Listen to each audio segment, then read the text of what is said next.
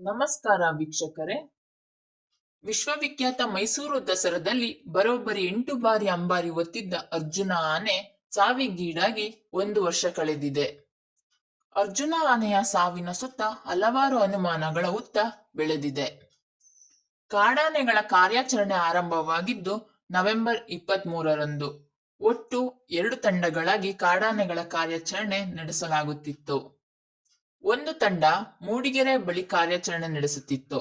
ಮತ್ತೊಂದು ತಂಡ ಸಕಲೇಶಪುರ ಬಳಿ ಕಾರ್ಯಾಚರಣೆ ನಡೆಸುತ್ತಿತ್ತು.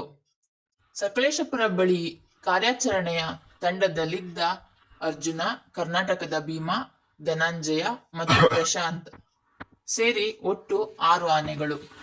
ತಂಡದಲ್ಲಿ ಡಾಕ್ಟರ್ ರಮೇಶ್, ರಂಜನ್ ಹಾಗೂ ಮಾವುತ ಕಾವಾಡಿಗಳಿದ್ದರು. ಸೋಮವಾರ ಮಧ್ಯಾಹ್ನ ಕಾಡಾನೆ ಸೆರೆ ಹಿಡಿಯುವ ಕಾರ್ಯಾಚರಣೆಯನ್ನು ಆರಂಭಿಸಿದಾಗ 16 ಆನೆಗಳಿದ್ದವು. ಅದರಲ್ಲಿದ್ದ ಹೆಣ್ಣಾನೆಗೆ ಭಾರೀ ಸಿಟ್ಟಿತ್ತು. ಗಂಡು ಕಾಡಾನೆ ಮದ ಏರಿತ್ತು.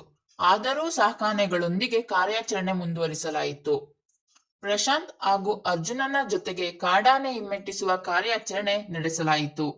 ಕಾಡಾನೆಗೆ ನೀಡಲು ಶೂಟ್ ಮಾಡಿದ್ದ ಅರವಳಿಕೆ ಚುಚ್ಚುಮದ್ದು ತಗುಲಿ ಪ್ರಶಾಂತ್ ನಿತ್ರಾಣವಾಗಿ ಬಿದ್ದಿತ್ತು.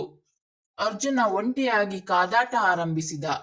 ಮದವೇರಿದ ಕಾಡಾನೆಗೆ ಅರವಳಿಕೆ ಚುಚ್ಚುಮದ್ದು ಹೊಡೆಯಲಾಯಿತು. ಆಗ ಕೆಲ ಕಾಲ ಕಾರ್ಯಾಚರಣೆ ಸ್ಥಗಿತವಾಗಿತ್ತು ಎಂದು ಪ್ರತ್ಯಕ್ಷದರ್ಶಿಗಳು ತಿಳಿಸಿದರು. ಇತ್ತ ಮಾವುತರು, ವೈದ್ಯರು ಸೇರಿ ಪ್ರಶಾಂತ್ ಆನೆಗೆ ಮತ್ತೊಂದು ಚುಚ್ಚುಮದ್ದು ನೀಡಿ ನೀರು ಹಾಕಿ ಎಬ್ಬಿಸಿದರು. ಅದೇ ಸಂದರ್ಭದಲ್ಲಿ ಸಿಟ್ಟಿನಿಂದ ಮರಳಿದ ಕಾಡಾನೆಯು ದಾಳಿ ನಡೆಸಿತು.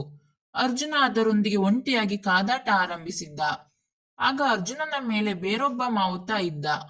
ಕಾಡಾನೆಯನ್ನು ಸುಮಾರು 300 ಮೀಟರ್ ಹಿಂದಕ್ಕೆ ಕಳುಹಿಸಿದ್ದ. ಆದರೆ ಮದವೇರಿದ ಆನೆಯ ಪ್ರತಿರೋಧವು ತೀವ್ರವಾಯಿತು. ಅರ್ಜುನನ ಮೇಲಿದ್ದ ಮಾವುತ ಕೆಳಗೆ ಇಳಿದು ಬಂದ. ಮಾವುತನಿಲ್ಲದೆ ಹೋರಾಡಿದ ಅರ್ಜುನನು ನಿತ್ರಾಣಗೊಂಡು ಬಿದ್ದ ಎಂದು ಅಲ್ಲಿನ ಸ್ಥಳೀಯರು ತಿಳಿಸಿದರು. ಇದೇ ರೀತಿಯ ಹೆಚ್ಚಿನ ವಿಡಿಯೋಗಳಿಗಾಗಿ ನಮ್ಮ ಚಾನಲ್ ಅನ್ನು ಸಬ್ಸ್ಕ್ರೈಬ್ ಮಾಡಿ.